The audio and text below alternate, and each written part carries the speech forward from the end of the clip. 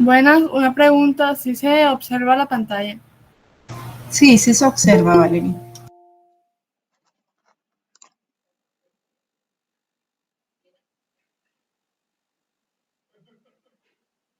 ¿Me permiten un momento la presentación para los integrantes del grupo?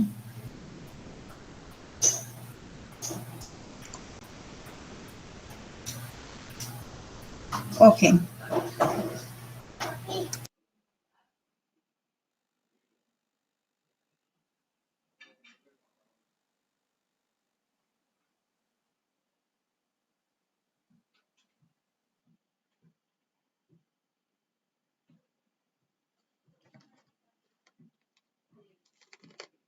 Ya podemos empezar, profe. Sí, claro, Sí, adelante. claro, profe, quiero preguntarle si pues me escucho bien, si no se escucha ningún ruido. ¿Se Sí, sí se escucha bien? escucha Sí, se escucha bien, bien. Pablo. Ok, bueno. Pues a nosotros nos tocó buenas tardes, buenas noches a todos y a ustedes compañeros y profesoras. El día de hoy les vamos a estar hablando sobre la apendicitis aguda, vamos a explorar el caso clínico y algunas causas, algo corto sobre la fisiología y la fisiopatología. Primero que todo, para empezar hablando sobre esto, es importante definir qué es la apendicitis. La apendicitis definida como una afección en la cual el apéndice tiende a inflamarse. Esta inflamación puede ocurrir cuando el apéndice se infecta o está bloqueada por heces, como la causa más común pues se debe a un taponamiento producido por fecalitos o con algunos objetos foráneos. Entre otras causas también se encuentra un tumor, pero esto se ve muy poco. Pues obviamente, Val, ¿puedes pasar la diapositiva?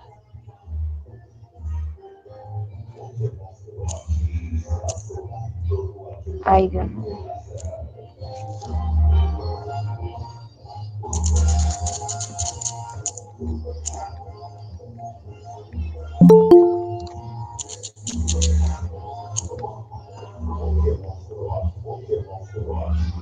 Ok, este, bueno, bueno, él se pasó una diapositiva, pero para hablarles un poco sobre el órgano que estamos hablando, que es el apéndice. El apéndice es un tubo cerrado de tejido que se encuentra unido al intestino grueso, o mejor conocido como colon. En la parte inferior derecha del abdomen está ubicado y es una bolsa intestinal estrecha, en forma de dedo y mide aproximadamente de 5 a 6 centímetros de largo. Y pues está proyectada en el fondo del ciego, que es la parte del principio del colon. Bueno, para hablarles un poco sobre la embriología transversa, las cuales son irrigadas a su vez por la arteria mesentérica superior. Este órgano es visible en la 8ª semana de gestación como protrusión del ciego y gira poco a poco a una ubicación más medial. Los primeros acúmulos de tejido linfático se van a desarrollar durante la semana 14 y 15 de gestación. De esta manera se va a empezar a formar los que se conocen como células calciformes dispersas a lo largo de la mucosa. Pues el apéndice se va a empezar a desarrollar a partir de un primordio llamado divertículo cecal durante la 6ª semana de desarrollo. Este esbozo del ciego es la última parte del intestino, es retornar la cavidad abdominal. Luego de concluir el proceso de hernia fisiológica, ese es el proceso normal, fisiológicamente es lo que se da. Y este proceso se da aproximadamente a la 10ª semana de gestación. Primero se va a empezar a situar en el cuadrante superior derecho bajo el lóbulo derecho del hígado y posteriormente va a empezar a descender a su posición definitiva, que es en la fosa ilíaca derecha. Pues durante este proceso el extremo distal del esbozo del ciego da origen a un divertículo de escaso calibre, constituyendo por lo que conocemos como la apéndice primitiva. Normalmente los casos de apéndice aguda que se encuentran pues son algunos por daños fisiológicos embriológicos, perdón, en la rotación del apéndice, pero eso más adelante lo vamos a esclarecer. ¿Puedes pasarle la diapositiva, por favor?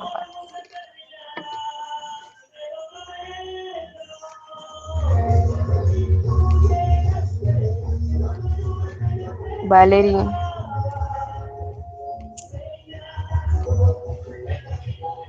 Bueno, en torno a la patogénesis y la histopatología. Pues según el ok. Bueno, entonces la patogénesis y la histopatología. Ok, acá lo que se da, como ustedes pueden observar en la imagen, es una malrotación. Entonces, esta malrotación consiste en un error en la rotación del intestino alrededor de la arteria mesentérica superior. Eso se da pues durante las semanas quinta y décima de la vida fetal. Ok, esto se presenta pues como una consecuencia de una fijación anormal o una rotación de 270 grados del intestino medio, ya que este sería pues en sentido antihorario en el desarrollo embriológico normal. Acá podemos observar que según el estado del desarrollo embriológico, Stringer clasifica las malrotaciones en los siguientes tipos, como ustedes pueden observar ahí, pues se dice que está el primero como rotación, ya que este es el tipo más frecuente, ya que hay un hallazgo incidental en 0,2% de los adultos por la importante extensión del mesenterio. También está el otro que sería la rotación duodenal, y por último, pues que se combinan las rotaciones duodenal y la del ciego. Por favor, podrían pasar la diapositiva.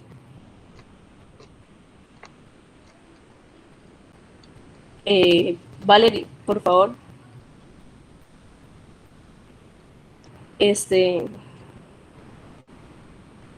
Ok, ahora, como ustedes pueden observar en la imagen, vamos a hablar sobre la fisiopatología, la fisiología del apéndice. Entonces, pues, la función precisa del apéndice se desconoce. Sin embargo, actualmente, se sabe que tiene una participación en el sistema inmunológico por el abundante tejido linfoide que se encuentra en la submucosa de su pared. Entonces, este tejido que aparece por primera vez durante las primeras 2 semanas del nacimiento también tiende a aumentar durante la pubertad, ya que permanece constante en la siguiente década y pues posteriormente tiende a involucionar con la edad.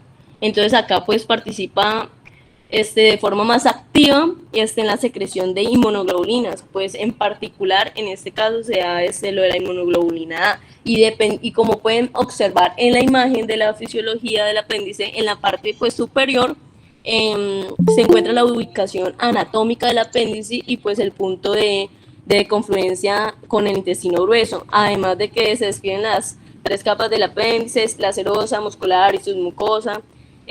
También comienzan a hablarse sobre la liberación de los mediadores, las sustancias que intervienen directamente en las células inflamatorias y vasos sanguíneos y el efecto de estos mediadores en ellas.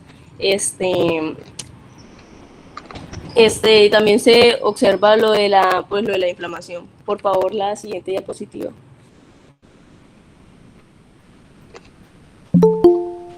Vale. Bueno, y la fisiopatología. Ok. Bueno, acá todo empieza por una obstrucción de la luz apendicular. Pues esta puede ser causada por hiperplasia de los folículos linfoides, los porprolitos, cuerpos extraños, parásitos, TBC, o sea, tuberculosis, tumores, etcétera, entre otros. Como ustedes pueden observar acá en la imagen, se puede ver un TBC, una hiperplasia de los folículos linfoides, además de que se da condicionando el medio propicio para la proliferación bacteriana que va pues a desencadenar el proceso inflamatorio infeccioso. También estamos investigando que también se puede dar por ciertas bacterias, bacteroides fragilis, creo, y E. coli. Bueno, ya. Por favor, la siguiente.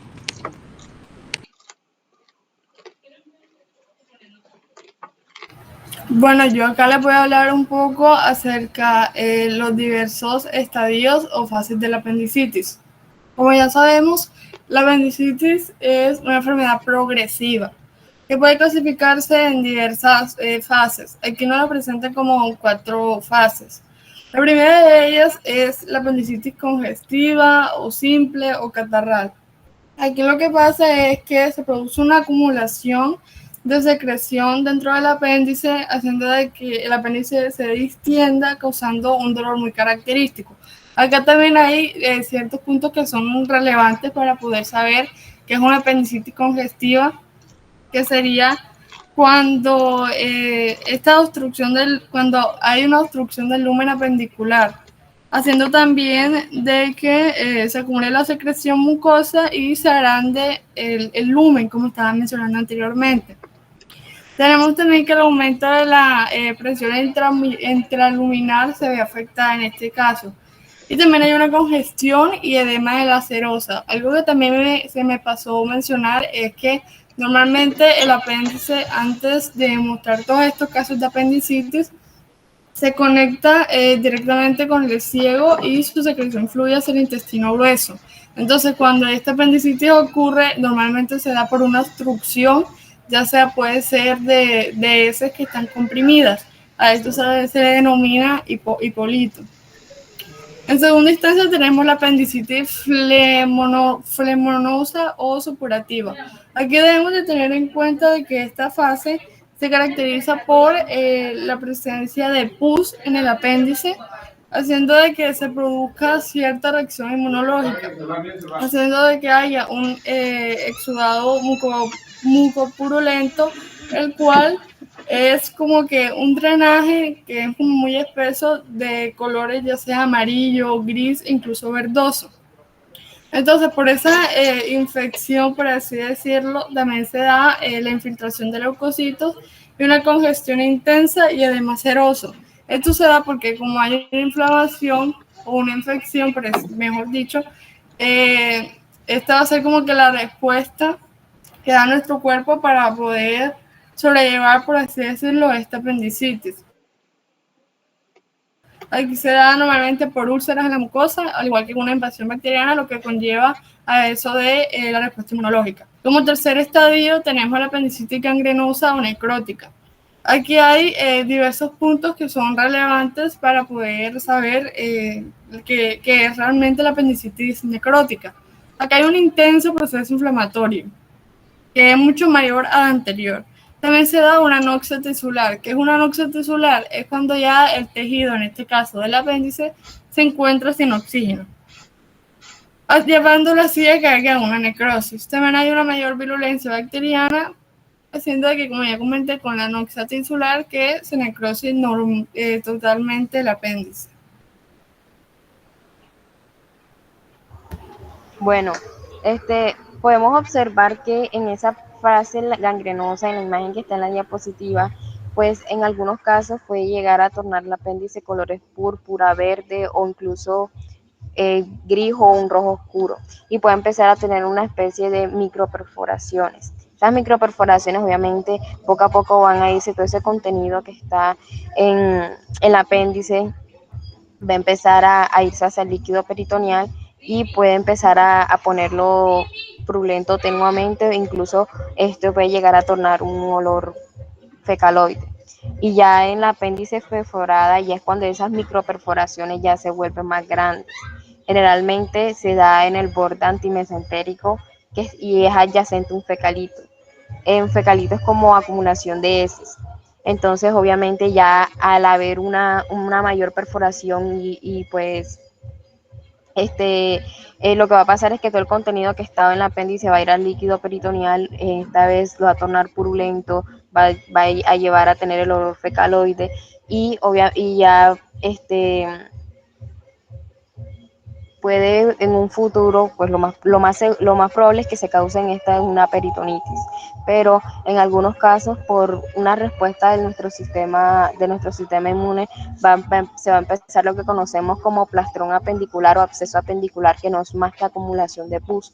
En esta manera se va a empezar en estos procesos se va a empezar a adherir, va a haber una adherencia protectora del epiplón y las asas intestinales adyacentes, lo que va a provocar el bloqueo. Pero este proceso de plastrón o absceso no se da en casi todos los casos. Normalmente se tiende a dar más que todo es en pues la peritonitis. Entonces se dice que el plastrón apendicular y el absceso más que todo se da cuando ya el apéndice está perforada y pues el bloqueo es adecuado. Normalmente van a tener ubicaciones, una localización lateral al ciego, retrocecal, subcecal o pélvica. y obviamente este va a empezar a contener pus espesa y va a empezar a tener olor fétido. Cuando el bloqueo va a ser insuficiente o no se produce, como el niño que presenta un epiplón corto, en este caso, que esto ya es un daño embriológico, pues la perforación del apéndice producirá, como le expliqué, una apendicitis generalizada. Además, también hay condiciones que también van más que todo con la embriología, que es lo que conocemos como situs inversus, que es donde los órganos internos están dispuestos de forma invertida en comparación con lo habitual. También se menciona una malrotación intestinal que va a implicar un desarrollo anormal de los intestinos durante el desarrollo fetal. En conjunto, todas estas condiciones pueden requerir una atención médica para abordar los posibles problemas asociados con la disposición y el desarrollo anormal de los órganos internos o los intestinos.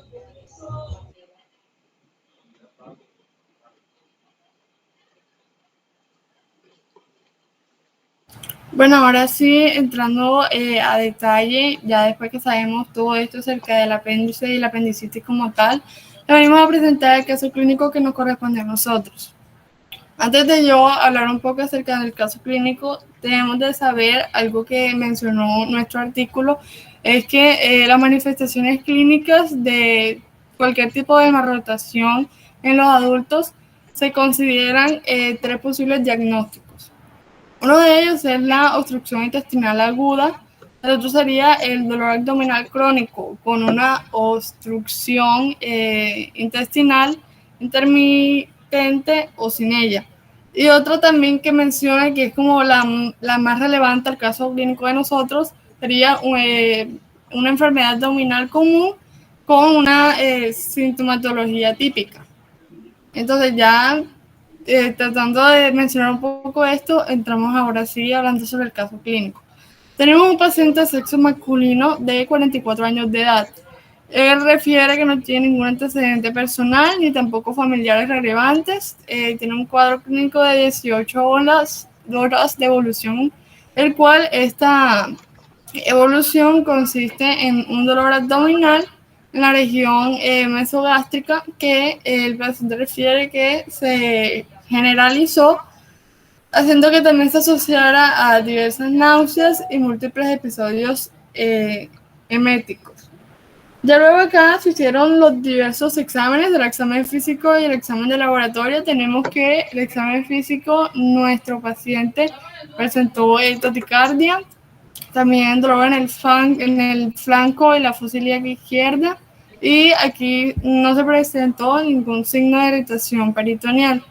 Luego ya entrando un poco acerca de los exámenes de laboratorio, aquí se hicieron 4 exámenes de laboratorio. El primero de ellos, un hemograma, el cual mostró una leucocitosis y una neutrofilia. ¿Por qué esto? Porque en la leucocitosis se mostró que los leucocitos estaban en 21.800 leucocitos y en los neutrófilos, como se presenta en imagen, 19.300. Acá también se hizo la prueba de proteína C reactiva, la cual apareció en 3.84 miligramos por decilitro.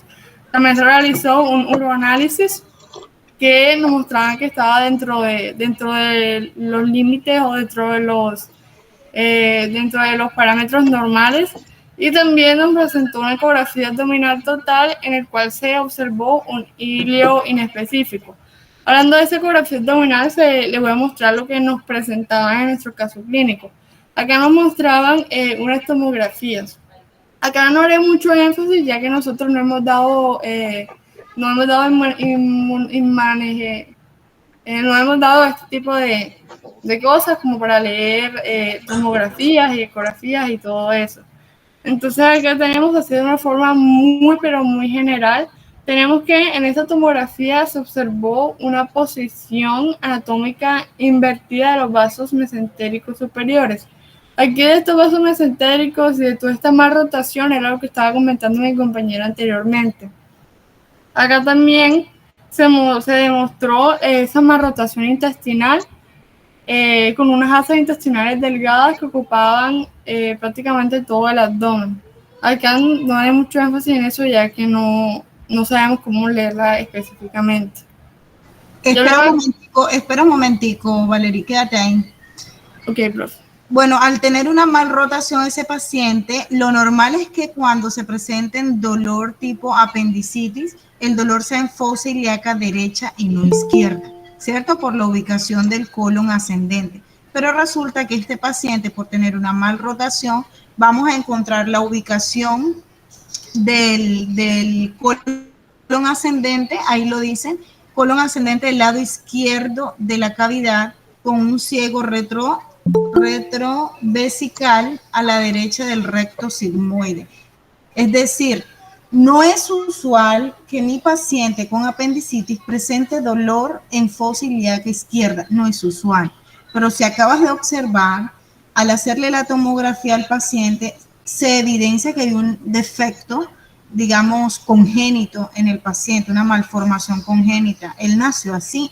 Sin embargo, no es lo común es que presente el dolor en fosa ilíaca derecha. Ahora, ¿qué motiva al médico a hacer la tomografía? Y porque es que tenía una marcada leucocitosis y neutrofilia y el parcial de orina le salió normal. Creo que eran esos estudios, ¿verdad? Parcial de orina y la PCR le salió. Sí, profe, esos fueron los exámenes que mostraban el caso. Muy bien, entonces, ¿qué me indica? Que mi paciente está con un proceso inflamatorio y posiblemente infeccioso. Me imagino que también presentaba fiebre, ahorita que leyeron el caso clínico, y vómitos incontables. A ver, al tener 18 horas, ¿en qué estadio puede estar esa apendicitis? De lo que ustedes hablaron, de los 4 estadios.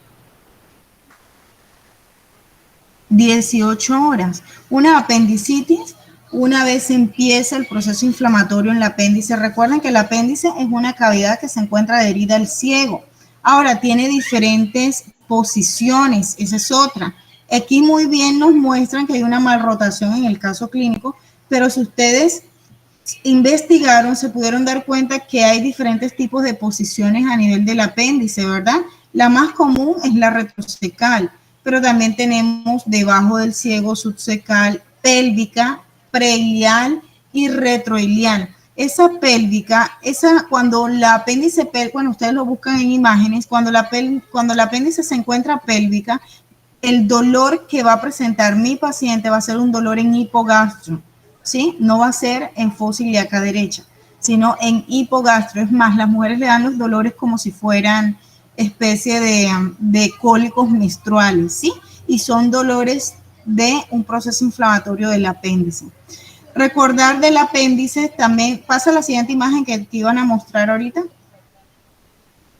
En este caso, pasa la siguiente imagen, en este caso, mi paciente, el paciente del caso clínico de ustedes, se encontraba presentando el dolor en fosa ilíaca izquierda. Muéstrala, Valerie, señálala para que la puedan ver. Donde lo normal, la izquierda, fosa ilíaca izquierda. Plano anatómico. Fosa ilíaca izquierda. ¿Quién está señalando? Eso no, ahí no. Ubícate en la cresta ilíaca izquierda. ¿Quién señala?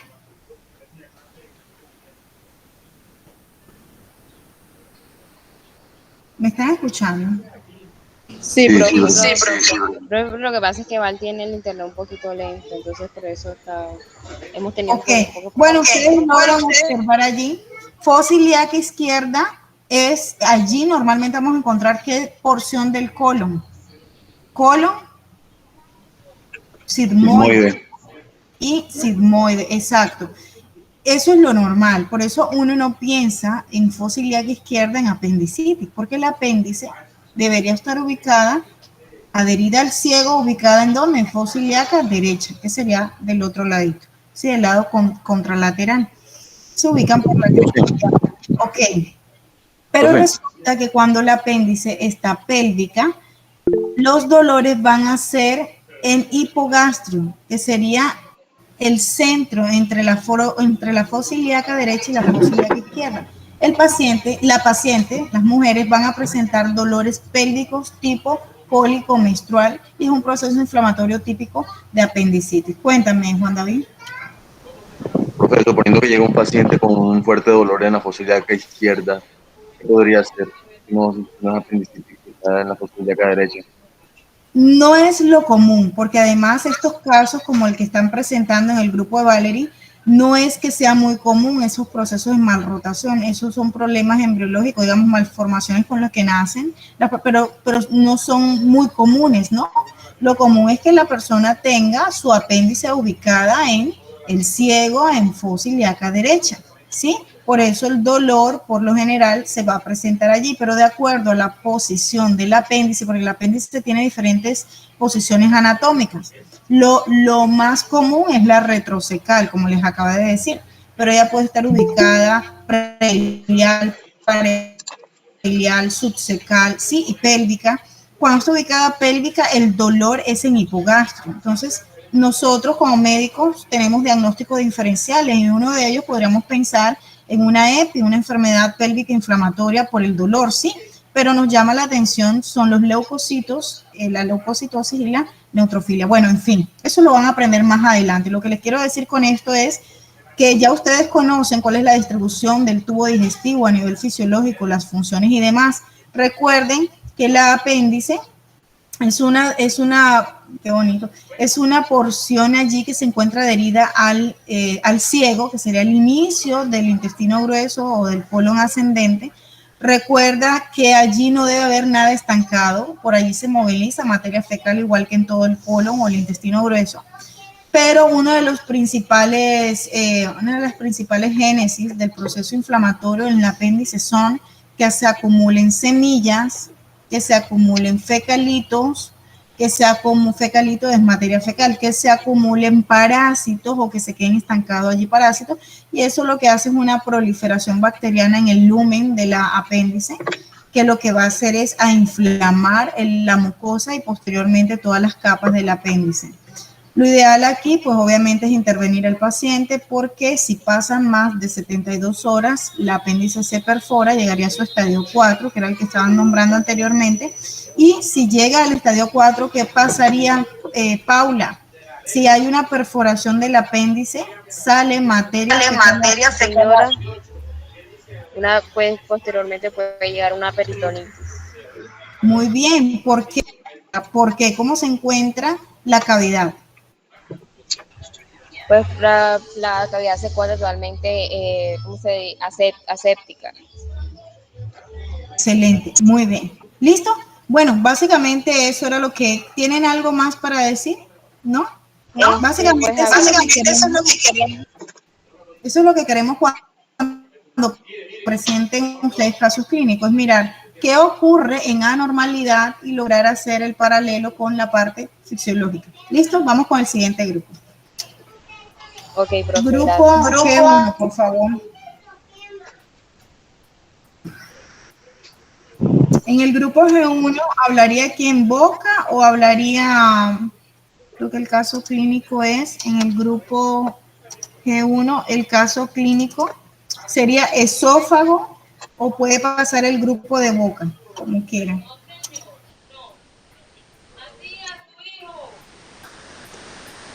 Profe, ¿cómo vamos a hacer la dinámica? Digamos que el grupo uno o grupo 2 explica el caso clínico de apendicitis. No, ¿Alguno de los dos? son diferentes casos clínicos, Juan David, no tienen los Ah, ok. mismos casos.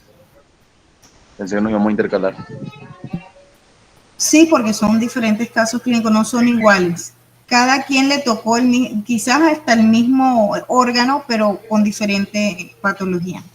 Vamos con el caso clínico de boca del grupo G1 o de estómago del grupo G1. Profe, ya le estoy diciendo a mis compañeros. Boca. ¿Quién está preparado para que vayan presentando rapidito? Porque se nos va el tiempo y no vamos a estar aquí hasta las 10 de la noche. Está bonito, ¿no? ¿Quién está preparado para pasar? Por favor, denme nombres y el grupo.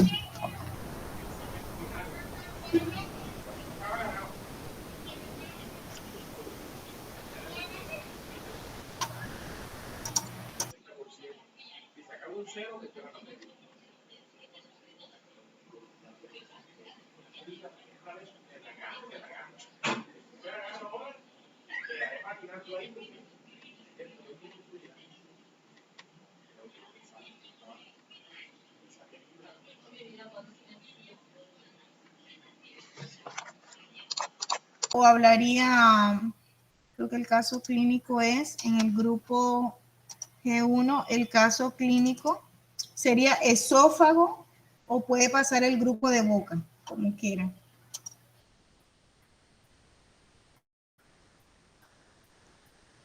Profe, ¿cómo vamos a hacer la dinámica? Digamos que el grupo uno o grupo 2 explica el caso clínico de apendicitis, No, alguno de los dos, o los dos. son diferentes casos clínicos, Juan David, no tienen los Ah, mismos ok. casos. Pensé que nos íbamos a intercalar.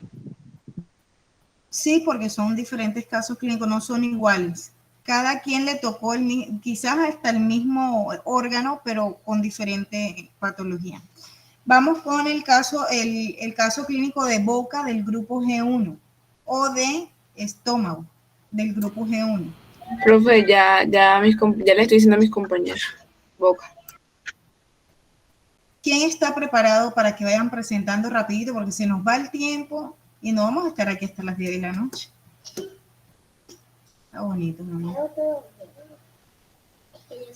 ¿Quién está preparado para pasar? Por favor, denme nombres y el grupo.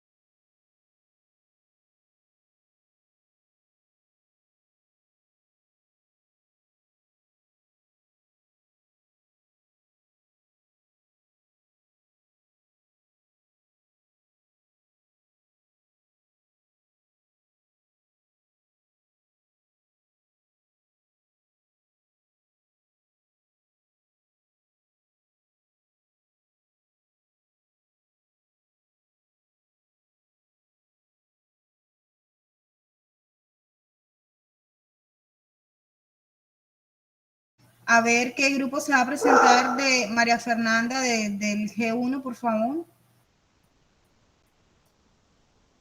Ya le digo, profe.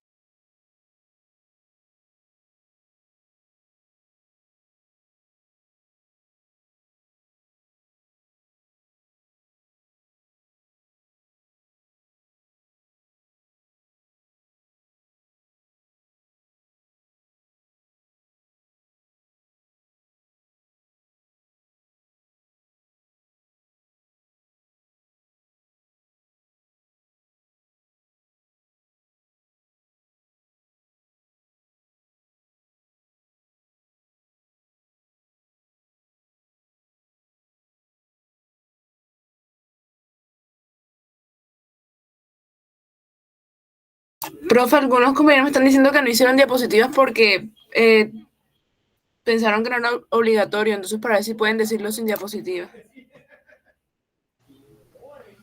¿Y qué van a decir? ¿Cómo lo van a compartir? ¿Cómo van a hablarlo sin mostrarle a sus compañeros nada? Ya les comento, profe.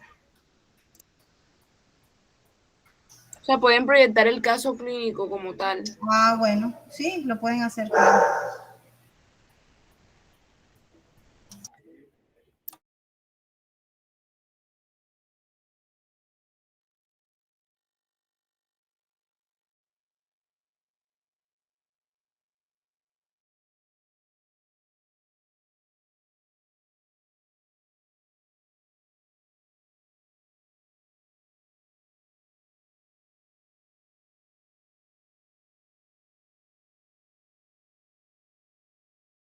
Ya va a pasar Boca, profe.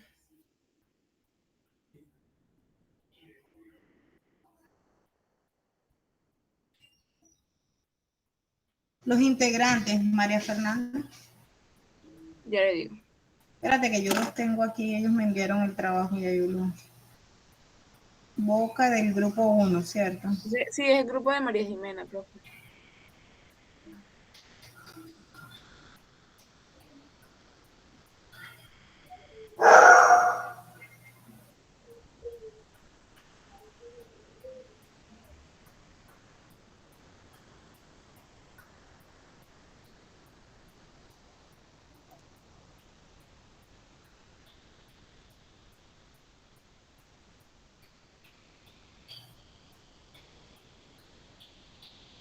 Díctame pásame los integrantes, por favor, no los consigo. Ya se los digo, profe. Un momento. Boca G1. Ajá. María Jimena Aguilar, Sí. María José Tobío.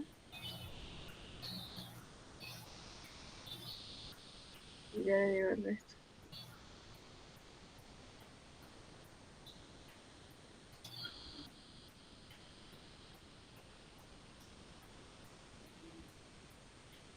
Ya le digo el resto, profe. Ya voy.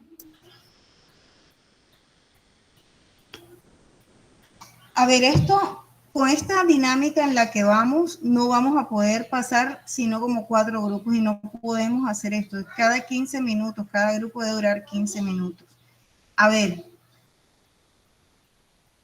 necesito que todos los grupos estén preparados, tengan minimizado eso en su computador de tal forma que nada más sea proyectar su pantalla y empezar a hablar del caso clínico. No podemos demorar 10 minutos o 15 minutos tratando de preparar algún grupo para que pase. No, porque se nos va el tiempo. María Fernanda, si quieres me escribes los integrantes del grupo, me lo escribes por Ya se los manda a WhatsApp, profe. Ok, gracias.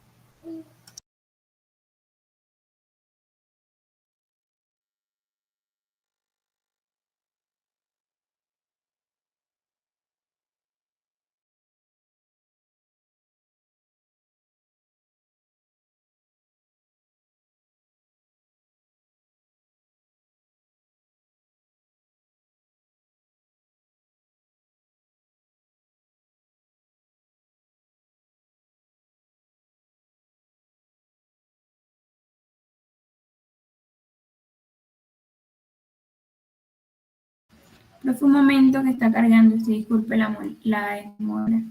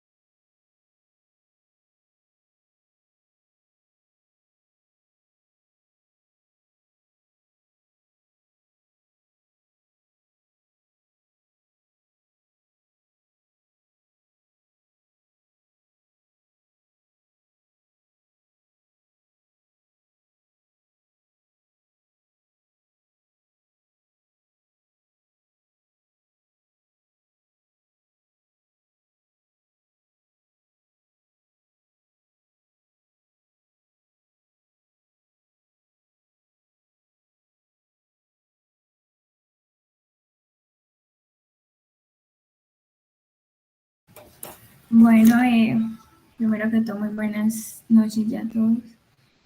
A nosotros el caso clínico que nos correspondió es del relacionado con la boca, en donde vamos a tener que como tal, como primero iniciamos teniendo en cuenta la parte anatómica, en donde vamos a tener que, en nuestro caso, el cual es el síndrome de, ¿cómo se pronuncia? Sjögren, en el que como primero nos presentaron a un niño de 12 años, en el cual nos hablaba que se había llegado con resequedad tanto en los ojos como resequedad en en la boca, en donde se decía que luego de los estudios que se le habían realizado, los cuales como tal para niños, para diagnosticar esta enfermedad. A ver, disculpa, María, ¿quién habla? María José. María José, proyecta el caso clínico, por favor.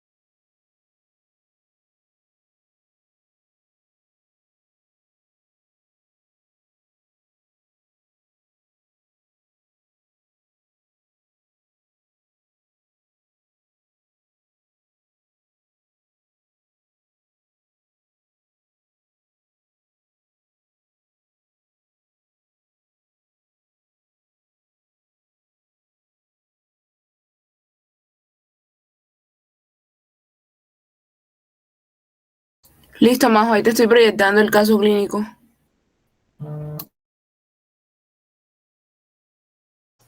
Bueno, ahora sí pueden mostrar el caso clínico.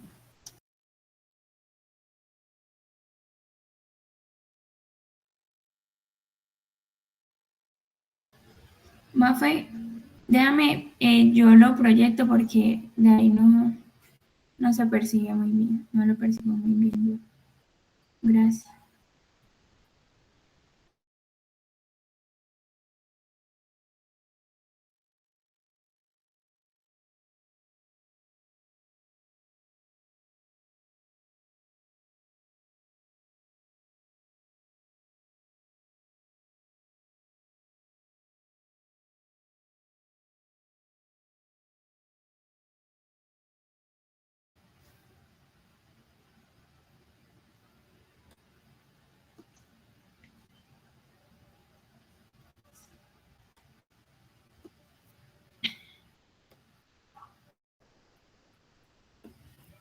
Bueno,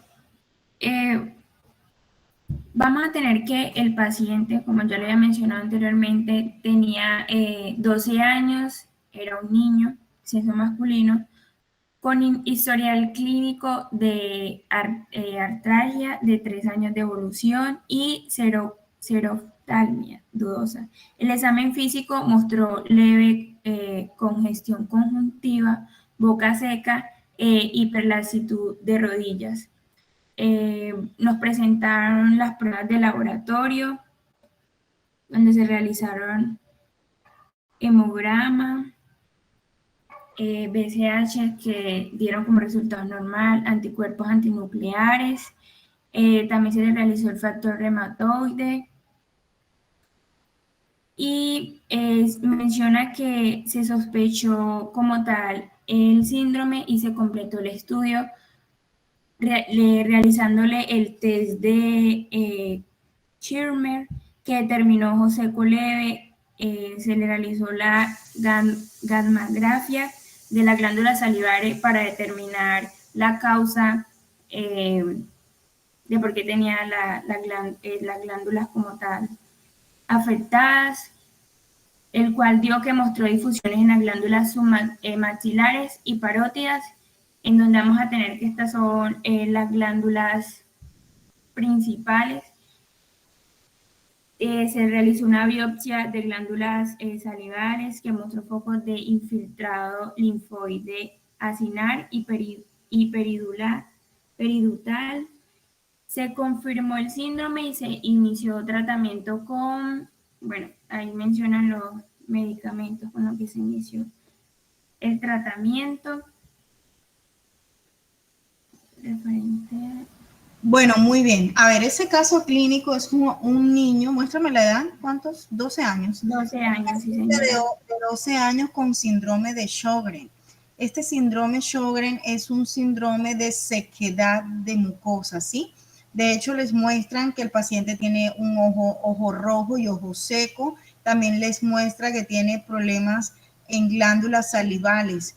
Este problema en las glándulas salivales le impide secretar saliva. Vamos por ahí inicialmente para que lo puedan asociar con la parte digestiva, ¿sí? Le impide secretar saliva. El Sjögren es una resequedad de mucosas en general, no solamente en la mucosa oral. Miren, los ojitos del paciente también se encuentran afectados y pues también está presentando otro tipo de síntomas adicionales como hiperlaxitud y dolores en las articulaciones. Pero a mí que me interesa como estudiante de medicina de tercer semestre aprendiendo sistema digestivo es, si a mí se me presenta este tipo de paciente, ¿cierto? Con alteraciones digestivas, ¿a qué le atribuyo las alteraciones digestivas? María José. Sí, en este caso, como se ven afectadas las glándulas, como ya mencionaba, que eran las principales, en el momento en el que vamos a tener que la saliva juega un papel muy importante en el inicio de la digestión porque las enzimas que esta contiene a la hora de iniciar esa degradación de los alimentos, al tener que, pues la glándula se va a presentar una resequedad. Entonces ya desde aquí se puede percibir que lo relacionado con que no se va a hacer una adecuada digestión de los alimentos. Y referente, digamos, que también a las caries, que la saliva también es muy importante a la hora de combatir aquellas bacterias que, digamos, que dejan los residuos de los alimentos, también se puede percibir afección por esa parte.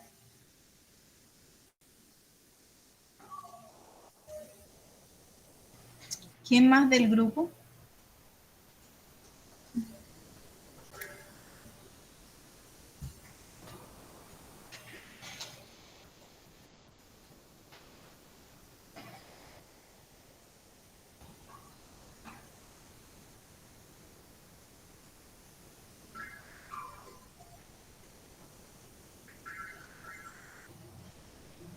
Luciana.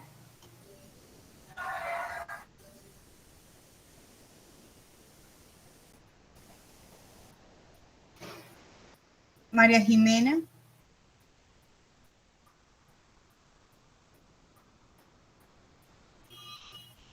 Valentina.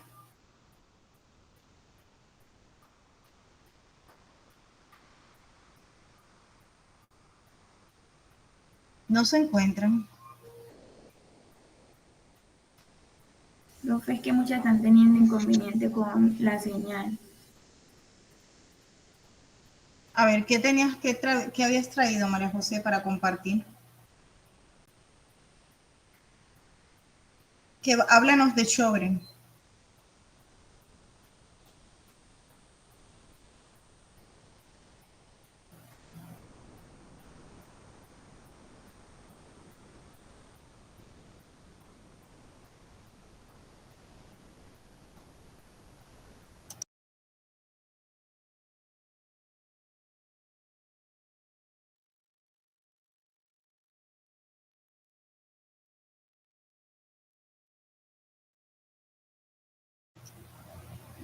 ¿Qué grupo se encuentra preparado? A ver, ¿qué grupo está preparado? Esto lo tenemos de hace rato y no hay preparación.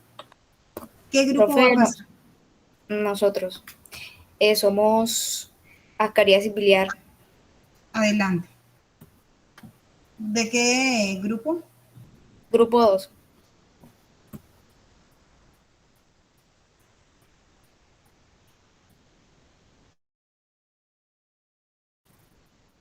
Bueno, profe, un momento, yo le comparto, por favor. Ascariasis, ¿me dijiste? Sí, profe. Biliar.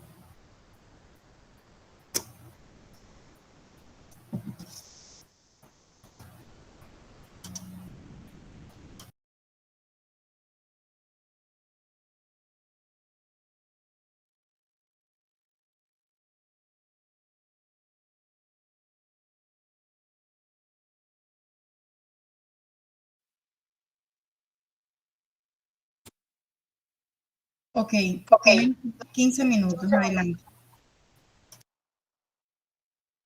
Bueno, compañeros, el día de hoy le venimos a hablar sobre el caso clínico titulado como ascariasis biliar, que pues principalmente es un caso clínico pediátrico y pues les voy a dejar con mi compañera que le va a introducir sobre el tema. Okay. ¿Me escuchan? Sí, se escucha. Adelante, Claro. sí. Ok. Bueno, como introducción, la escariasis es una complicación poco común causada por la presencia de ascariasis lumbricoides en la vesícula biliar. Esta puede manifestarse con síntomas como dolor abdominal, vómitos e ictericia. Nosotros les vamos a presentar un caso clínico de un adolescente de 12 años donde pues se observó una mejoría tras el tratamiento con antihelmínticos y el seguimiento pues mediante una ecografía.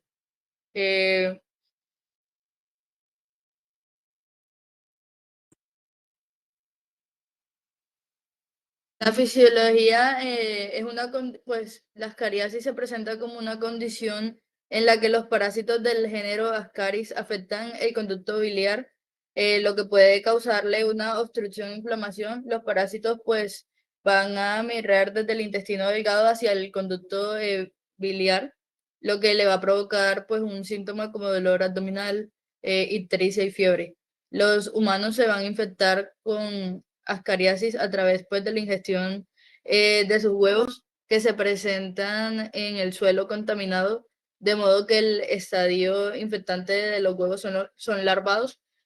Pues desde los huevos van a emerger las larvas en el intestino delgado. Las lombrices abdominales nunca se van a adherir a la pared intestinal, habitando solamente pues, en la luz intestinal, sino que se van a absorber pues, los nutrientes que el huésped puede ingerir. Pues. La maduración de estos parásitos va a estar pues, completa diferenciándose entre los machos y las hembras, puesto que luego de que esto se produzca va a haber un acoplamiento, pues, donde se dice que las huevas de las hembras se dan en una cifra aproximadamente entre 200.000 a 240.000 por día. Durante pues, 2 meses después de la ingestión de este elemento infectante, pues, una vez ingerido, los huevos van a llegar al duodeno, donde pues van a ser atacados por los jugos digestivos, dejando pues en la libertad las larvas, las cuales son resistentes al jugo gástrico. Estas van a poseer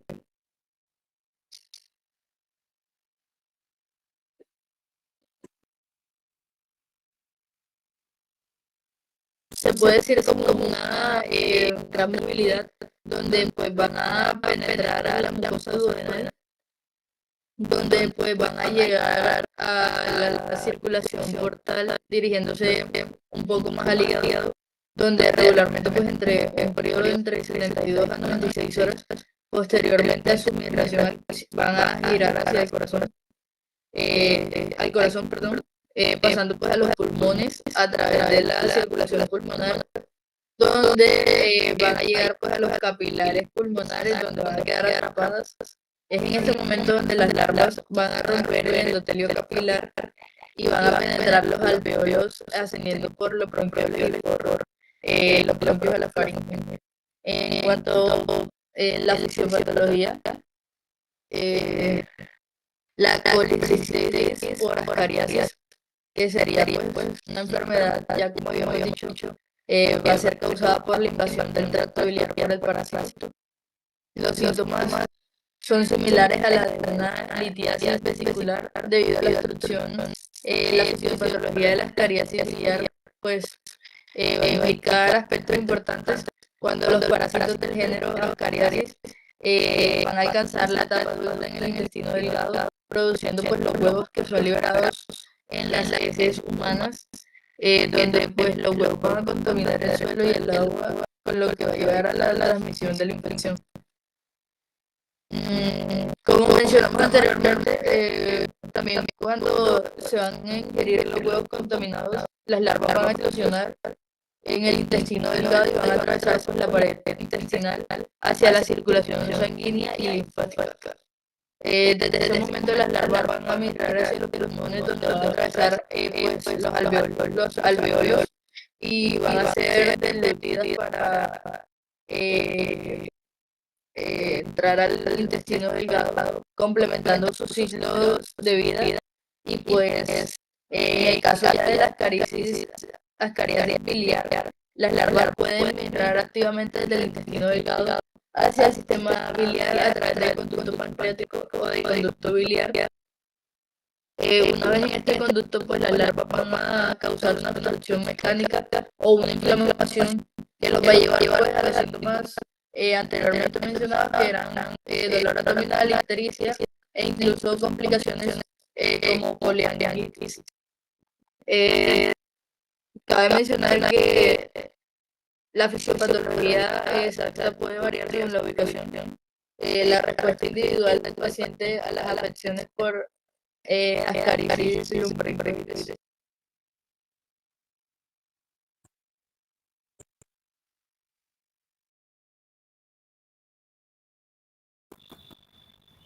Bueno, ahora entrando pues en el caso clínico, para dar una introducción de pues la ascaris lumbricoides intestinal es muy frecuente, infecta a 800 millones de personas a nivel mundial y pues cabe resaltar, y es muy importante, pues que se relaciona con poblaciones rurales, poblaciones de bajos recursos económicos o condiciones higiénicas y sanitarias muy deplorables.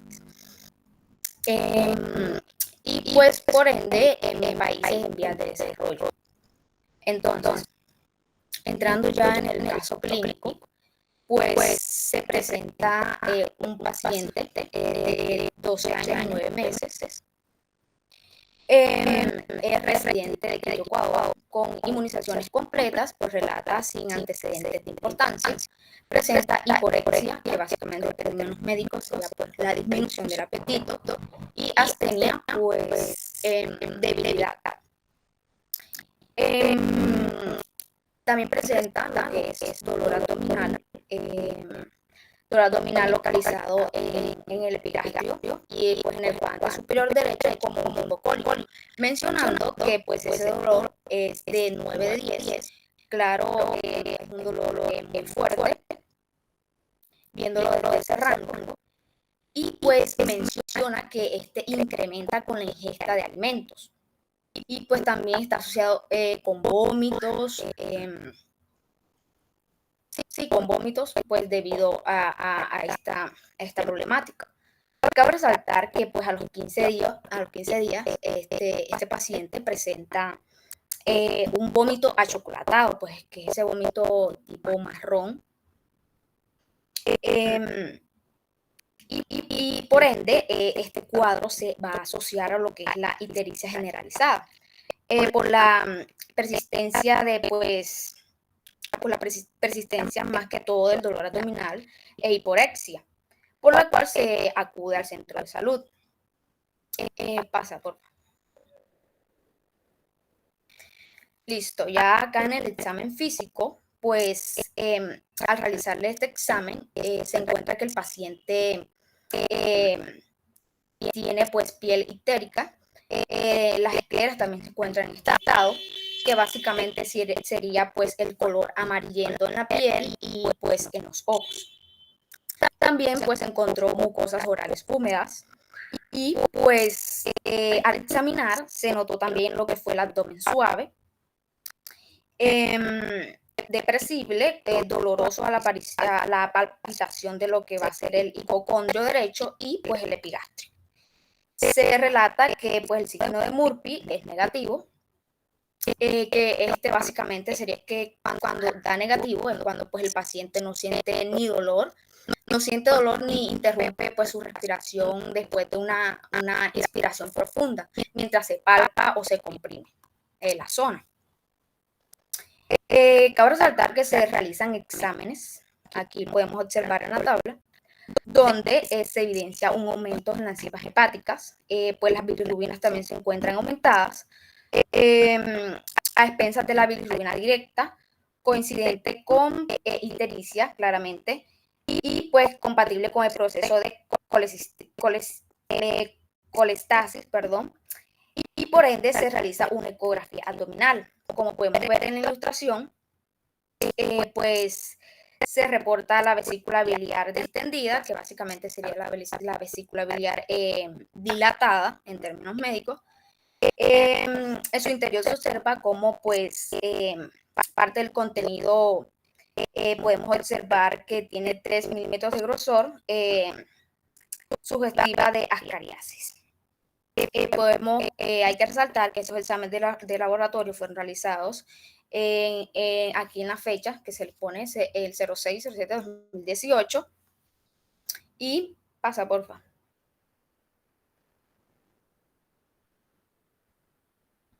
Listo. Tras la evolución clínica que pues se le presentó al paciente, los estudios laboratorios presentan pues el diagnóstico de colecistitis por parásitos, que básicamente pues las cariasis lumbracoides, por lo cual se decide pues su ingreso a lo que es al piso pediátrico y pues se realiza un manejo. Básicamente pues al paciente se le integra lo que es con antihelmínticos, básicamente albendazol de 400 miligramos, también antibiótico-terapias intravenosas, que sería pues la ampicilina sulpactan 1, que está pues a 1 gramo intravenoso cada 6 horas. Y pues culminando con el tratamiento de albendazol, se solicita pues una ecografía de control para pues verificar el avance de este. Y pues aquí podemos observar, al ya suministrarle medicamentos, podemos observar la ecografía, que esta básicamente se evidencia la vesícula biliar contraída, pues las paredes se pueden ver más engrosadas y pues sin embargo en este contexto no se visualiza, digamos que la patología en su interior, confirmando lo que va a ser principalmente la eliminación pues del parásito intravesicular. Y por ende se disminuye lo que es la ictericia de la piel, o sea, la coloración amarillenta, las escleras, por razón, se solicita pues exámenes de gabinete para pues observar el avance de las enzimas hepáticas y pues ya después de la alta hospitalaria de 7 días que estuvo internado el paciente,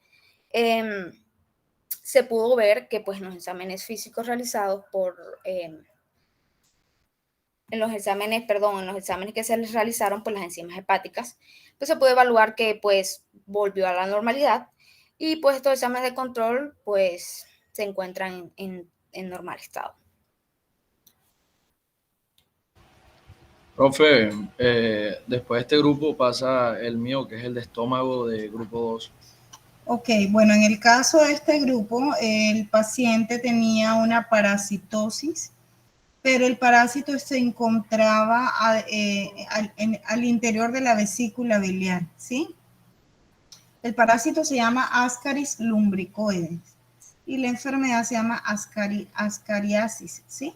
Intestinal, en este caso, biliar, ¿sí? Bueno, para que el paciente tenga un ascari en la vesícula biliar, tiene que tener obviamente ascari intestinal, ¿sí? Y este parásito tiene una característica, que este parásito, así como lo dijo el grupo, no se adhiere a la pared del intestino. Este parásito se queda en la luz del intestino delgado. ¿Y qué sucede? Que se consume todo el kilo, o sea, consume todos los nutrientes que se encuentran en el intestino delgado. ¿Y qué sucede? Que el paciente va a presentar, además de tener un abdomen globoso, dependiendo también el estadio de la parasitosis, estos parásitos tienen una característica, y es que se reproducen, se multiplican y empiezan a generar una especie de pelotas de parásitos. Estas pelotas pueden ocasionar una obstrucción intestinal, pero no es el caso del paciente, ¿sí? Este parásito se consume todos los nutrientes, y ¿qué va a suceder? Que el paciente come, pero enflaquece, ¿sí? Come y baja de peso, come, entonces presenta una desnutrición. Y nosotros nos preguntamos, pues, ¿cómo se puede ver una desnutrición en un paciente que consume sus alimentos? Y es justamente por esa parasitosis. Cuando este parásito se ha multiplicado y empieza a hacer migración, en el caso clínico para llegar a la vesícula biliar, tiene que ingresar por el esfínter, ¿cierto? Y por ese esfínter, el esfínter de Oddi, pasa a las vías biliares. Y a las vías biliares luego se deposita en la vesícula biliar. Allí va a ocasionar una obstrucción, y al ocasionar una obstrucción va a impedir que se drene el líquido biliar a través del conducto cístico, ¿sí?, a la segunda porción del duodeno. Obviamente el paciente va a tener problemas en la digestión ¿de qué? ¿De qué? De grasas, ¿verdad? Digestión, emulsificación de las grasas por la bilis, pero adicional, este paciente presenta vómitos achocolatados, es decir, tiene una hemorragia de vías digestivas. Y ese tipo de hemorragia nos muestra que el paciente está sangrando a nivel del duodeno, del intestino delgado, ¿sí? Por el ángulo de Treis. Es una vía superior alta, por eso se llamaría hemorragias de vías digestivas alta. Y ese vómito achocolatado me indica de que hay un trauma local. ¿En dónde? En el duodeno. Y si hay un trauma local, está generando un proceso, además de inflamatorio, un proceso de sangrado. Y este sangrado es el que se elimina en los vómitos.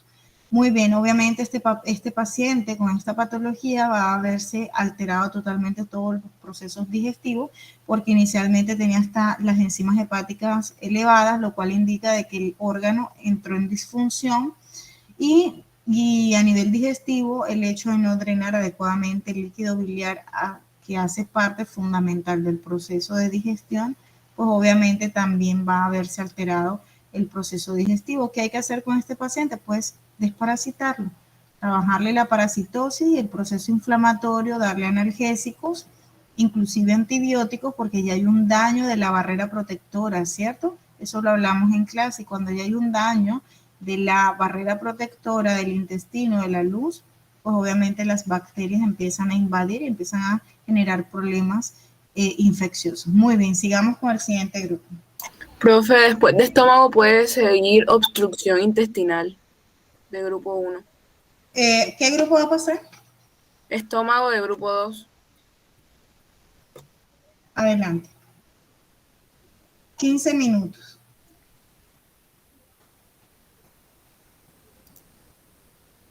Préstame la imagen del grupo. No tienen la imagen allí. Profe, le pongo los nombres en el chat.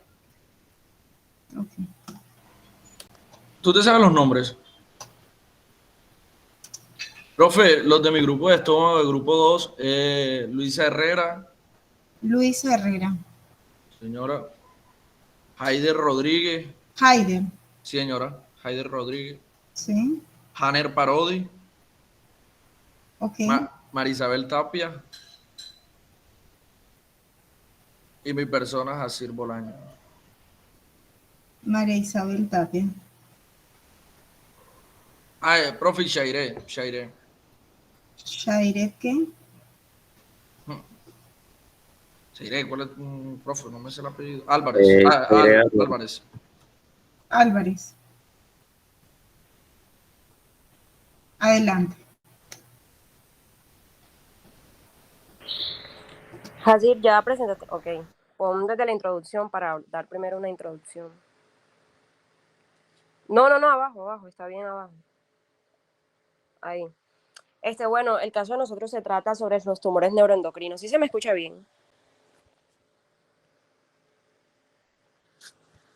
Hazir, ¿sí se escucha bien? Sí, se escucha, adelante. Ok, profe. Bueno, como introducción de los tumores neuroendocrinos, estos también son conocidos como carcinomas neuroendocrinos de grado alto. Estos son un subtipo agresivo de calas especializadas, que tienen características tanto nerviosas como endocrinas. Los tumores neuroendocrinos se clasifican en 3 tipos principales, tipo 1, tipo 2 y tipo 3, según su grado de proliferación celular y agresividad. Los tumores tipo 3 son los más agresivos y tienen una tasa de crecimiento rápida. A menudo son difíciles de tratar y pueden diseminarse rápidamente a otros órganos. En este caso, los tumores neuroendocrinos, de los tipos que le acabo de mencionar, a nosotros nos tocó el tipo 3. Ya mi compañero Jaide les va a hablar sobre la fisiología del órgano principalmente. Hola, ¿se me escucha, profe? ¿Aló? Sí, adelante. Bueno, yo les hablaré de lo que es la fisiología del estómago un poco resumida para posteriormente hacer el entendimiento de lo que es la fisiopatología y ya pasar a lo que es el caso clínico. Bueno, tenemos que saber que la principal función de lo que es el estómago es la síntesis de lo que es el ácido clorhídrico y las enzimas proteolíticas, las cuales van a tener la función de degradar los distintos alimentos, que a través de esto llegan los nutrientes a lo que es nuestro cuerpo. Otra de las cosas que tenemos que saber es que sabemos que estos alimentos son susceptibles a causar daño en lo que son los intestinos. En el intestino se va a formar una capa, que es la mucosa, la cual va a ser, no es más la encargada de cambiar el pH de estos alimentos para no causar daño en estos, lo cual explicaré más adelante. Tenemos que saber que para que se dé lo que es la producción del ácido clorhídrico, esto va a estar mediado por distintas células, las cuales van a dar la producción de hormonas, las cuales trabajan con unos receptores, ya sea a favor de un estímulo o inhibir. Comenzamos con lo que son las células G del antro.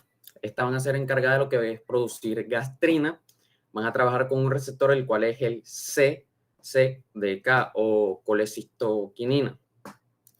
Esta lo que van a hacer es estimular el receptor para que se dé una cascada de señalizaciones. Tenemos lo que son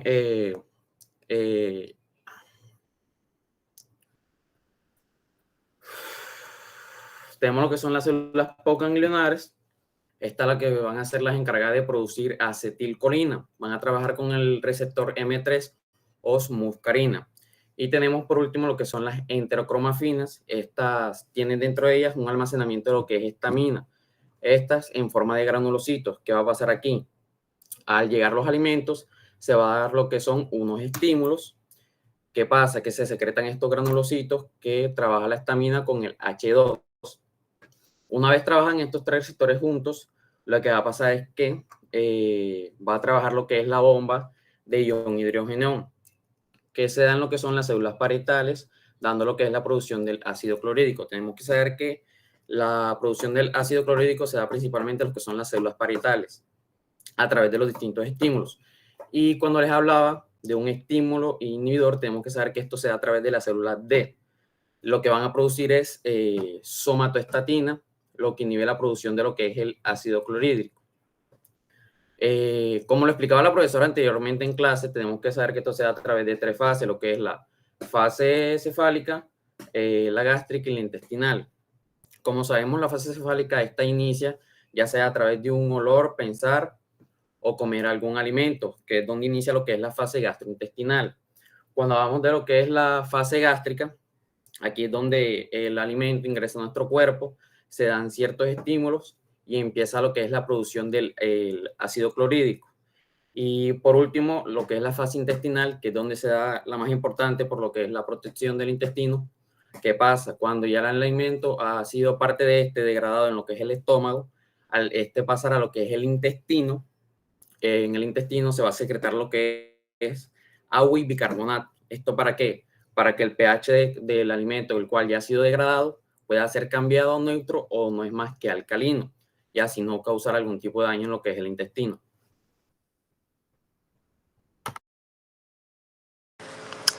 Bueno, respecto a la fisiopatología, tenemos que estos tumores neuroendocrinos derivan de las células enterocromafines que les mencionaba mi compañero anteriormente. Entonces, estos tumores se pueden formar a partir de estas células. Pueden desarrollarse en varias partes del cuerpo, incluidos la mucosa gástrica y también afectar la muscular y la serosa. Su origen está relacionado con las células neuroendocrinas. Son generalmente de crecimiento lento. Los tumores carcinoides pueden causar síntomas cuando producen hormonas o sustancias químicas que afectan el funcionamiento normal del cuerpo. La formación de estos tumores está asociada a diversos factores, incluyendo la predisposición genética, que esta tiene que ver más que todo con mutaciones en ciertos genes que pueden desempeñar un papel importante en la transformación de células normales en células tumorales. También puede ser por factores ambientales, porque realmente la causa de estos tumores no se conoce como tal. Con respecto a las pruebas iniciales para las sospechas de este tumor, son pruebas como la cromogranina plasmática A, que esta es una proteína que se encuentra en las células neuroendocrinas, incluidas las células enterocromafines que mencionamos anteriormente. Esta proteína es comúnmente utilizada como un marcador en pruebas de laboratorio para evaluar la actividad de las células neuroendocrinas y para detectar la presencia de tumores carcinoides y otros tumores neuroendocrinos. Entonces, la medición de estos niveles de cromogranina A en sangre y orina pueden ser útiles para el diagnóstico, seguimiento y pronóstico de estos tumores, pues ya que los niveles elevados pueden indicar la presencia de una actividad tumoral. Otra prueba que se le puede realizar al paciente para diagnosticar este tumor es el ácido 5-hidroxindolacético. También la medida de los niveles de este ácido en la orina pueden ser útiles en el diagnóstico y seguimiento de tumores carcinoides y otros tumores neuroendocrinos. Pero la principal prueba que se utiliza para diagnosticar estos tumores es la endoscopia digestiva alta. Es así, ya puedes bajar un poquito para poner los síntomas. Es la endoscopia digestiva alta. En este caso clínico, no arriba donde están los síntomas, ahí. En este caso clínico, pues fue un paciente de sexo masculino, tenía 45 años, sin antecedentes patológicos. Los síntomas que presentaba eran reflujo gastroesofágico, que ocurre cuando el contenido del estómago, incluidos los ácidos gástricos y los alimentos digeridos, regresan hacia el esófago. También presentaba epigastralgia con irradiación dorsal, que se refiere al dolor que se siente en la parte superior del abdomen, en el área conocida como epigastrio, y cuando este dolor se irradia hacia la región dorsal, significa que se extiende hacia la parte posterior del cuerpo, es decir, en la espalda. Además de eso, presentaba pérdida importante de peso, náusea y diarrea de 2 meses de evolución. A este paciente se le realizó una endoscopia digestiva alta, como lo dije anteriormente, que dio como resultado antrocara anterior lecho ulceroso, que se refiere a una úlcera, que es una lesión en la mucosa del estómago. La úlcera tiene un diámetro de más de 30 milímetros, los bordes elevados edematosos regulares con fondo de fibrina indican que los bordes de la úlcera están levantados y tienen edema. Esto quiere decir que tiene una hinchazón causada por la acumulación de líquido. Y en el fondo de la úlcera hay fibrina, que es una proteína involucrada en el proceso de coagulación de la sangre. Esto sugiere una úlcera gástrica avanzada que podría requerir tratamiento. Además de esto, ahí nos mencionaban úlcera de Antro-Forrest 3, que significa que es un sistema utilizado para descubrir el aspecto endoscópico de las úlceras gástricas o duodesis. Además de esto, también se le realizó una biopsia y revisión de laminillas, que esto quiere decir que durante la endoscopia se tomaron muestras de tejido de la úlcera para su análisis microscópico, es decir, la biopsia. Estas muestras se procesan en laminillas para que los patólogos la examinen bajo microscopio y determinen presencia de células anormales. Y además de esto, mitosis 1/10, que quiere decir que indica que se observó una mitosis en una cantidad de 1/10 campos, que puede ser relevante en la acumulación del crecimiento tumoral. Y por último, un TAC que pues lo que mostró fue que no había más datos de actividad en otros sitios fuera del estómago, es decir, no había más proliferación. Ahora viene la evolución del paciente. Dale, Basil. Bueno, como el proceso postoperatorio tenemos que fue satisfactorio, ya que se realizó una gastrectomía subtotal. Durante los primeros 5 días después de la cirugía se dio lo que fue un drenaje de 20 centímetros cúbicos de líquido hemático a través de lo que fue el drenaje de Jackson-Pratt. Lo que es el drenaje de Jackson-Pratt es un dispositivo de succión cerrado, lo que significa que los fluidos se recogen dentro de un sistema, por decirlo así, para que la redundancia sea cerrado.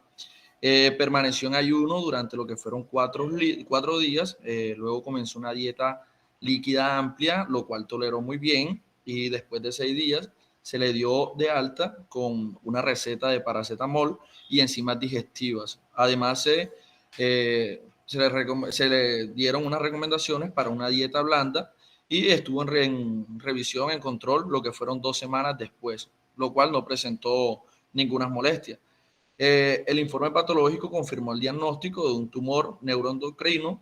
Actualmente el paciente está en vigilancia por un periodo de 1 año sin evidencia de lo que es actividad tumoral. Como tratamiento que se le pueden dar a esta persona es lo que es la cirugía endoscópica de resección para tumores pequeños y cirugía de resección para extirpar los que son las partes del estómago o todo el estómago.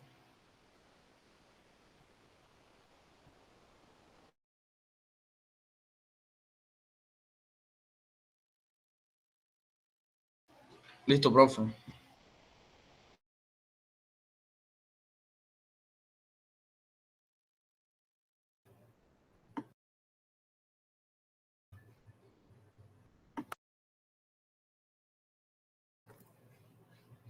Profe.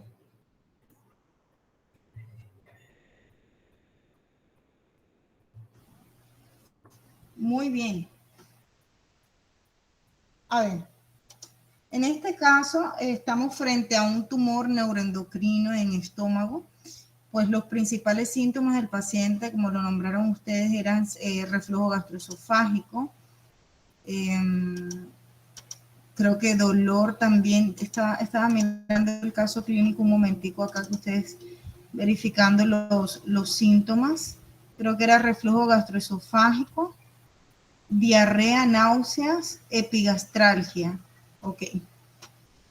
Profe, Muy bien, disculpe bueno, que la interrumpa. A mi compañero se le pasó a decir que cuando el paciente lo diagnosticaron, ahí nos mencionaban que no había hecho metástasis como tal el cáncer, pero que sí había afectado a los ganglios linfáticos. Entonces, como tal, en la cirugía se le hizo una gastrectomía subtotal con resección de ganglios linfáticos locales. O sea que sí le afectó ganglios linfáticos. Ok. Bueno, en este caso, cuando estamos frente a tumoraciones, cánceres, estamos hablando de un proceso crónico, ¿no? Es decir, para que se hubiera establecido la enfermedad en mi paciente, se gestó por 1 año y 2 años. Y si se gestó por 1 año y 2 años, por lo general, durante la gestación, no es que se generen muchos síntomas. A veces pasa imperceptible, ¿sí? Los síntomas empiezan a mostrarse ya cuando está establecida la enfermedad, en el caso del cáncer. Pero muy posiblemente mi paciente estaba presentando algún trastorno gástrico que no le prestó atención, algún proceso inflamatorio que de procesos inflamatorios agudos pasó a crónico y posteriormente a displasia y formación de tumores. Sin embargo, no era, digamos, tan evidente en él para consultar al médico. Ahora consulta por una epigastralgia, es decir, un dolor en el epigastro, pero súmenle a eso una masa tumoral que le genera reflujo gastroesofágico, es decir, todo el contenido gástrico se lo devuelve al esófago. ¿Qué sucede si mi paciente no se le da el manejo adecuado? No solamente va a tener su problema de trastorno del tumor que tiene en estómago, sino que también va a seguir presentando trastornos a nivel esofágico con úlceras inclusive esofágicas. Pues este caso de tumoración va a hacer que mi paciente pues tenga una disminución de peso sorprendente en la medida en que avanza el tiempo. El tumor pues como son células que se multiplican exageradamente, ¿sí? Entonces van a presentar muchísima evolución hacia la tumoración, lo cual va a alterar toda la celularidad del estómago, ¿sí? Y va a hacer que una vez estén alteradas estas células, no secreten las hormonas que competen, que deben secretar, porque sencillamente hay un daño allí a nivel celular y un desorden celular.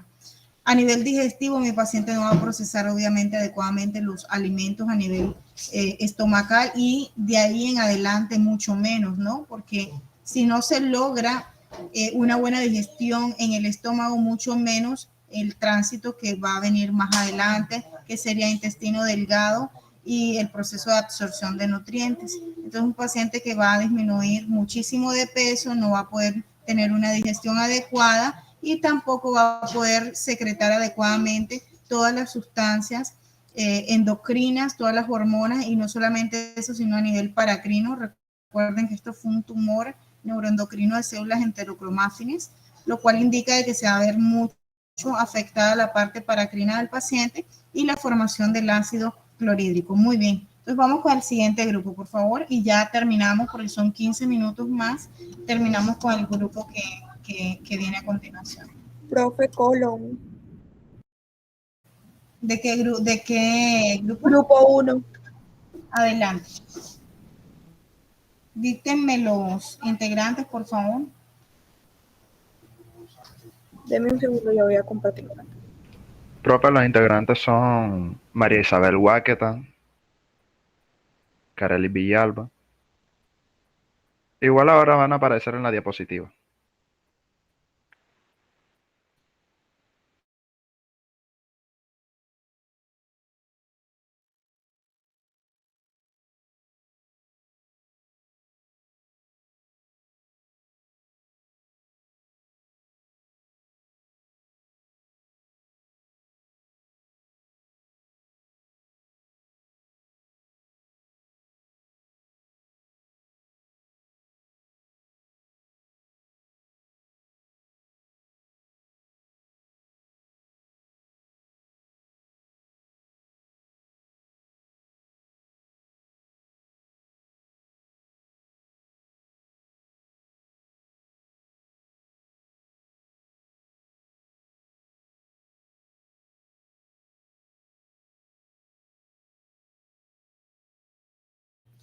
Bueno, en el día de hoy les vamos a hablar sobre este caso clínico referente al colon. No sé si ya anotaron, profe, si ya anotó los integrantes del grupo. Sí, ya, adelante.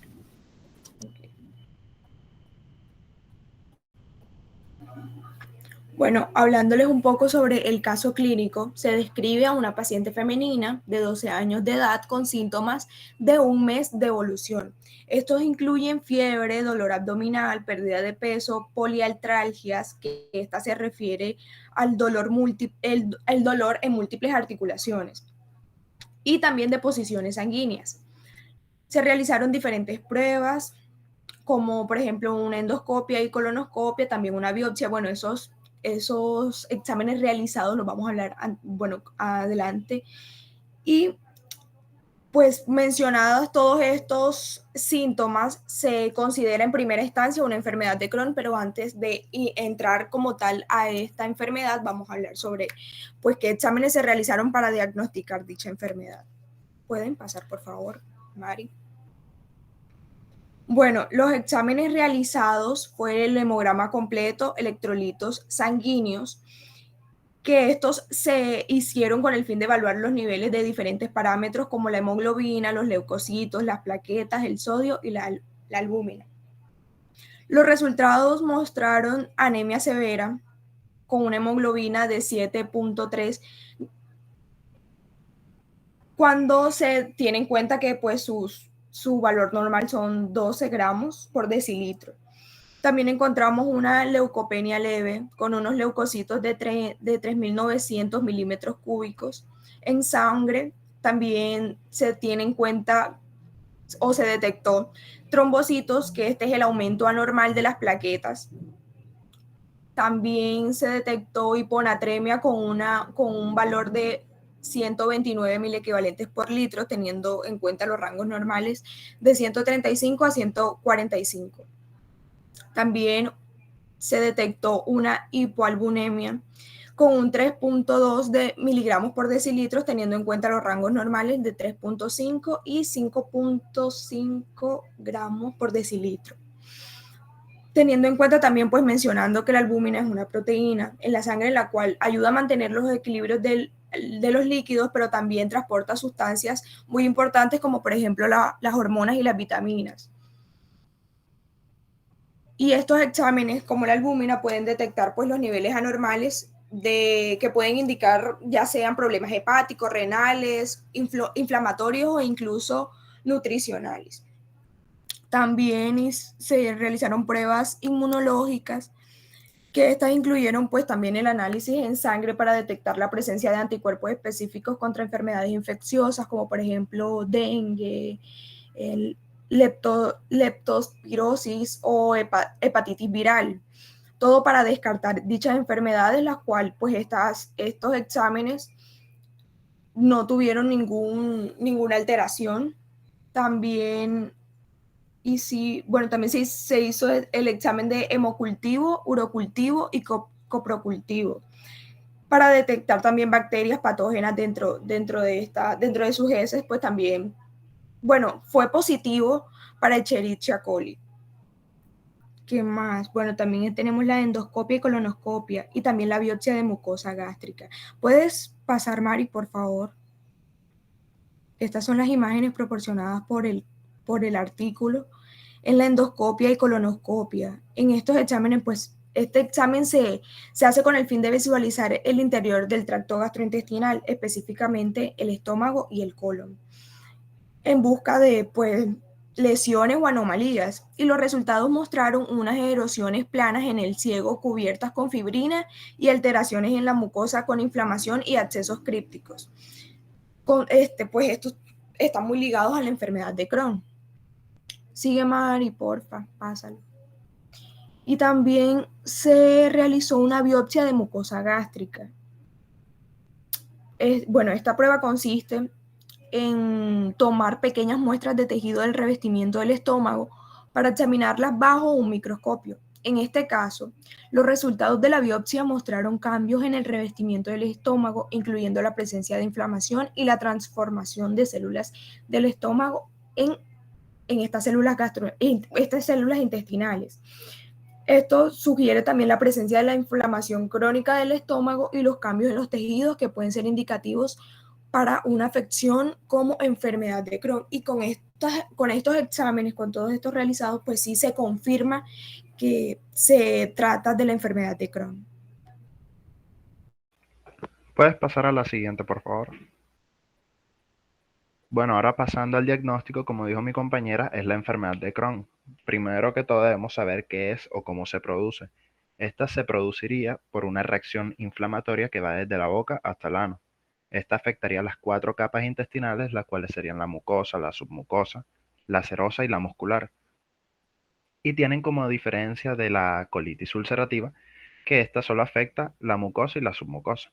La mayoría de casos de la enfermedad de Crohn se presentan en el colon y generan complicaciones como abscesos perianales, obstrucciones y fístulas. Inmunológicamente hablando, se puede decir que la enfermedad de Crohn se da debido a que el sistema inmunológico reacciona de manera exagerada a la presencia de ciertas bacterias, la cual involucra una infiltración de células inmunitarias como linfocitos, células plasmáticas, macrófagos, entre otras, las cuales estas producen o conduce a una producción de citoquinas proinflamatorias y así a su destrucción del tejido intestinal. Esto se trataría con medicamentos antiinflamatorios monoclonales y estas tienen gran incidencia en factores genéticos. Ya, siguiente. Y ya, muchas gracias.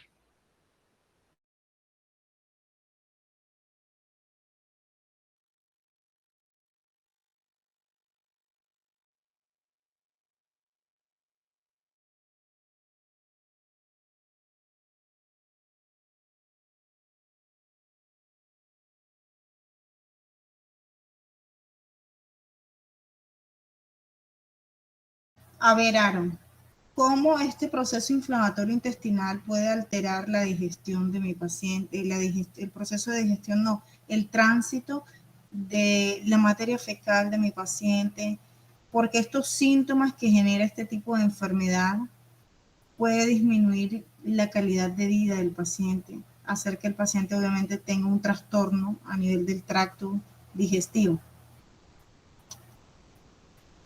Bueno, profe, induciendo que es como una inflamación crónica, esta se daría por una acumulación de líquido en el tracto gastrointestinal, produciendo así que esta genere como unos puntos cardinales que se utilizarían como el rubor, el cual sería por así decirlo, la incomodidad que da esa enfermedad, y esto proviene a que la persona no tenga un buen estilo de vida, ya sea... Pues sencillamente, si el intestino grueso está afectada, la mucosa del intestino grueso, este no va a poder cumplir con su función. Y una de las principales funciones del intestino grueso es absortiva, es decir, va a absorber. ¿Puedo ¿sí? agregar algo? Va a absorber líquidos. Además, recuerden que allí se encuentra ubicada la microbiota intestinal. Y si hay una alteración de la mucosa, la microbiota intestinal, luego de hacer parte, digamos, del ecosistema que habita en el intestino, ella se va a volver patógena. Recuerden que se los dije en la clase, si no hay integridad en el tejido, los gérmenes que se encuentran allí y que no son patógenos se vuelven patógenos cuando no hay integridad del tejido. Este proceso inflamatorio, según estudios que han hecho, se ha logrado determinar que los pacientes que presentan enfermedad de Crohn y que tienen la apéndice evolucionan mucho mejor que aquellos pacientes que tienen enfermedad de Crohn y no tienen apéndice, es decir, le hicieron apendicectomía, lo cual indica una importancia de este órgano linfoide en el proceso de inmunológico del paciente, ¿sí? Cuéntame, Carelis. Profe, es que yo quería responderle a su pregunta porque pues yo tengo entendido que aparte de que es una inflamación crónica, hay dos cosas muy características de esta afección. Y la primera de ellas es la ulceración del revestimiento intestinal, que esto se refiere a la formación de llagas o úlceras en la mucosa del tracto gastrointestinal, y también el engrosamiento de la pared intestinal debido a la formación de cicatrices o en los casos muy graves como las fístulas y obstrucción intestinal, lo que conlleva la capacidad del intestino para absorber los nutrientes y el agua correctamente. Muy bien, todo esto que acabas de decir ocurre por el proceso inflamatorio, pero el proceso inflamatorio cuando se cronifica, es decir, cuando hay una inflamación, Aaron dijo, doctora, se llena de líquido el interior y edema. Bueno, él quiso decir que el proceso inflamatorio tiene unas características, ¿sí? Y entre una de ellas es el edema, y el edema atrae mucho líquido hacia la luz del intestino grueso, y es por ello que los pacientes presentan diarreas, ¿sí? A ver, este proceso inflamatorio, en la medida en que el paciente presente la enfermedad, él se va a quejar de mucho dolor abdominal. Sin embargo, si no se hace un manejo adecuado, esta enfermedad empieza de una inflamación aguda a pasar a una inflamación crónica. Y la inflamación es un proceso del cuerpo, de los cuales nos encontramos dotados para poder reparar tejidos. Quiere decir que cuando algo se inflama, va a reparar un tejido. Y cuando ya termina el proceso inflamatorio y ya hay reparación de tejido, entonces queda una cicatriz, como lo dice Carelis. Entonces, ¿qué sucede? Que los procesos inflamatorios, cuando se cronifican, generan engrosamientos de las paredes, en este caso del intestino grueso, pero también genera procesos cicatriciales. Muy bien. Entonces, todavía tenemos allí para pasar otro grupo y terminamos. Por favor, ¿quién pasa? ¿Puede pasar mi grupo, profe? Sí. Profe, una pregunta. Mi grupo tiene el mismo tema, un tema del grupo 2 que es ascariasis biliar. Y prácticamente, o sea, es lo mismo. Entonces, ¿nosotros pasamos así con lo que tenemos también o cómo? No, ya pasa el grupo que me dijo María Triviño, me dijo que pasaba. Bueno, ya... Profe, mi grupo también falta. Somos apendicitis por hipertrigliceridemia. pero ya hoy no. Ya hoy no. Todavía faltan varios grupos. Varios grupos. Profe, mi grupo también falta el de síndrome de Valentino. Eso lo vamos a tener que hacer. Bueno, estas clases esta semana son virtuales. Vamos a programar, si el doctor Padilla les programa el miércoles una magistral, podemos programar una magistral el miércoles también. Es decir, si el doctor Padilla se las da de 2 a 4, yo se las puedo dar de 4 a 6. Y así podemos terminar esta parte. ¿Sí? Dame, ¿qué grupo Profe, es? nosotros el miércoles de 4 a 6 tenemos otra clase. ¿No tienen con el doctor Padilla? No. De 2 a 4 es que tenemos con el profesor Padilla, grupo 1. Grupo 1. Sí. Ah, ya. Bueno, ¿qué grupo es este, María? Profe, obstrucción intestinal. ¿Pero qué grupo? Jorge Altamar, Ricardo Durán. ¿De Francisco. qué grupo 1? Grupo 1. Ok. Déjame tomar una fotito a los nombres. Bueno, adelante.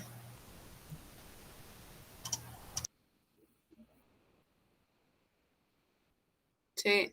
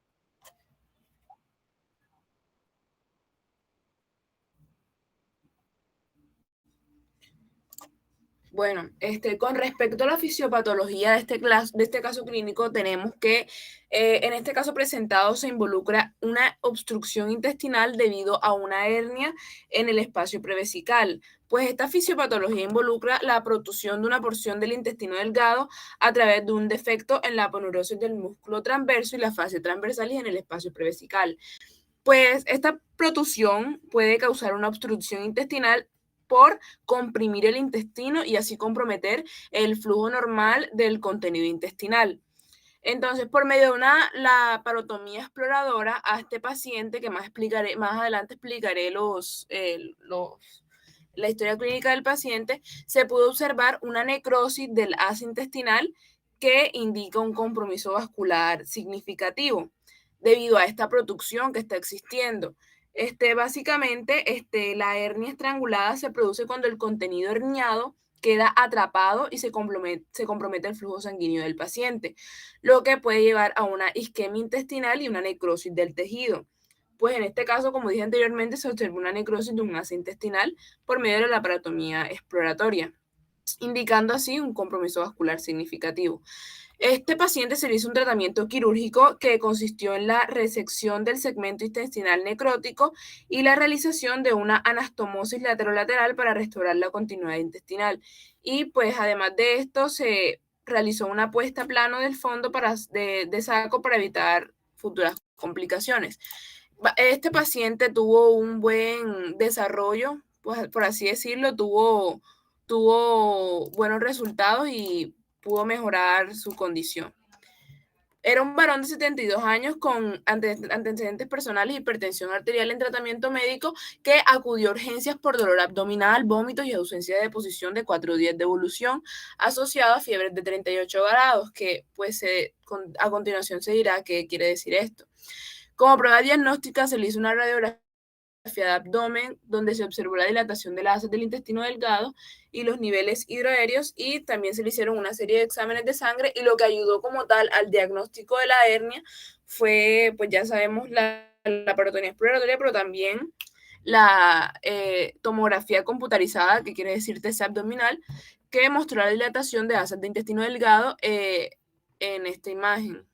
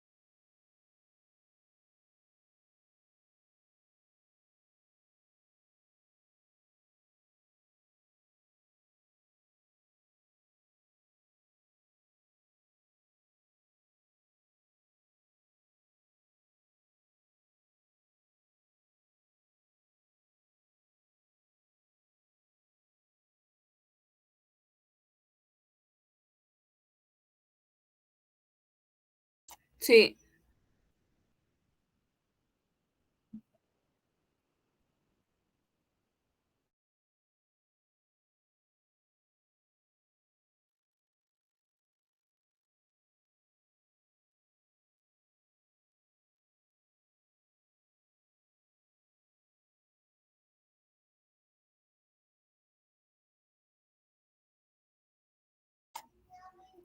Profe, para complementar también, inicialmente, pues se coloca también una sonda nasogástrica y reposición hidroelectrolítica, pero cuando vemos que sigue la clínica, lo que se hace es estas cirugías para evitar, pues, que el paciente, porque incluso el paciente puede verse comprometido su vida ante esto. Con eso concluimos. Muchas gracias.